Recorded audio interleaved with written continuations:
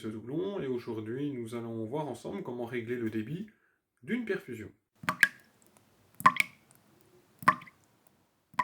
Pour illustrer cette démonstration, nous allons prendre pour exemple l'exercice numéro 5 de votre calcul de dose numéro 2 du 7 avril.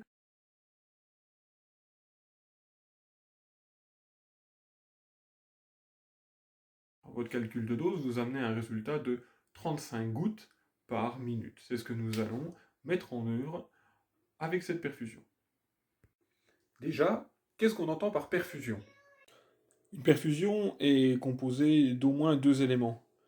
La poche de soluté, qui peut être rigide ou souple, dans laquelle vous allez injecter une substance active, une molécule active, comme par exemple des ions, ou un antibiotique, ou encore un antidouleur ou anti-inflammatoire, et ensuite une tubulure de perfusion. Cette tubulure de perfusion est composée de plusieurs parties. Un percuteur, ici, qui va venir s'introduire dans la poche de soluté, un compartiment compte-gouttes, ainsi qu'une prise d'air en bleu ici, qui peut servir pour certains flacons. La tubulure, ensuite vous avez donc la fameuse molette qui va vous permettre, soit en position basse, où toute la tubulure est écrasée, de interrompre le débit, soit en position haute, au contraire, avoir un débit totalement libre, parce que la molette peut flotter sur la tubulure. Et en fin de tubulure, vous avez naturellement le raccord lueur-mâle qui permet de se raccrocher à la ligne de perfusion. Et sortie d'emballage, vous avez un bouchon qui permet la purge d'air. La purge d'air, mais pas la purge de liquide. Pour régler le débit de ma perfusion, je me sers donc de la trotteuse de ma montre.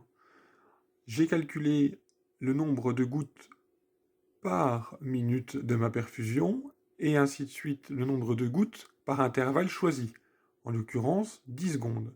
Pour notre exemple, nous sommes à 6 gouttes pour 10 secondes.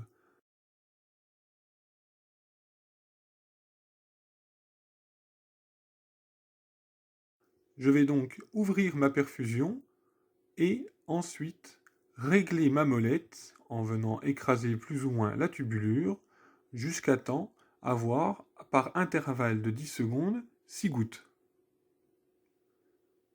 Lorsque vous avez terminé le réglage du débit de votre perfusion, assurez-vous 15 minutes plus tard que celui-ci est toujours le même. Revenez et recontrôlez à nouveau sur une période de 10 à 15 secondes le débit de la perfusion. Auquel cas, procédez à un nouveau réglage.